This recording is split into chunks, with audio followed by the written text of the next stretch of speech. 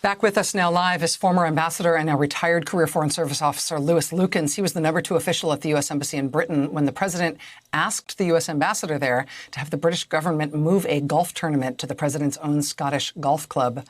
Ambassador Lukens, thank you again for being with us here tonight. I really appreciate your time. Thank you.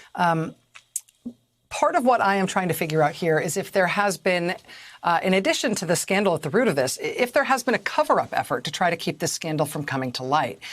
Do you know if, in fact, the State Department Inspector General investigated this matter? So the Inspector General team was in London for about 3 to 4 weeks last October. And as I understand it, they didn't talk to me when they came out there, but from colleagues at the embassy, my understanding is that this issue was raised with them, as well as several other allegations that CNN and others have reported on. They spent about a month at the embassy talking to staff, talking to leadership in the embassy, and then went back to Washington. And as they normally would do, is wrote their report, which was then sent to the embassy for their final approval of it and commentary on it. And at that point, the report sort of screeched to a halt and has not gone anywhere since. It should have been released by now under the normal time frame. It's been an awfully long time, and it's a little surprising that it hasn't come out yet.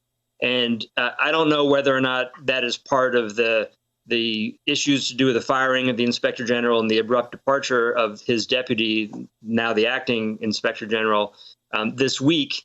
But it's certainly a good question to wonder is there something going on there that's preventing the release of this inspection? And if so, what exactly is the reason for the delay?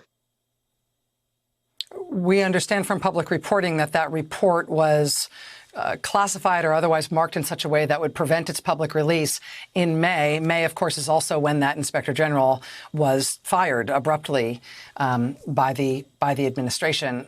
From your understanding, your long time in the Foreign Service, your long experience as an ambassador and serving in other high roles in the State Department, is there a way that report could be surfaced, could be brought to the light of day, even if senior leadership at the department, political appointees at the department are trying to suppress it? And is there anybody else who should be investigating this other than the IG if, in fact, that report has been successfully submarined? Well, first of all, it's very unusual that a report like that would be classified or withheld for any reason. There's sometimes classified annexes to reports that deal with things like classified communications or very sensitive issues. But the general thrust of the report and the analysis of the post's leadership and morale and how the ambassador is doing is never classified in these investigative reports. So that in itself is a red flag if the report was classified. As far as who else could sort of police the police in the sense of, who would inspect the inspectors to see what's going on there really is no one. I mean, the president, as you know, has decimated the Inspector General Corps across government and really sort of hindered their ability to do the function that they're meant to do, providing independent oversight of government functions. If what happened here is as blatant an act of public corruption as you have described and as you warned, in your own words, Ambassador Johnson about as potentially unethical, potentially illegal act by the president and by the ambassador, what should be the consequences of that? Well, I mean, first of all, I don't think there will be any consequences. This administration, to my mind, has shown a disdain for ethics and sort of longstanding traditions of not mixing personal business with the public purse and public employees.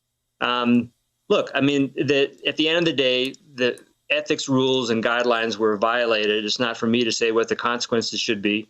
The Inspector General report hopefully will come out, and then the public and maybe the Congress can take a look at it and make up their minds.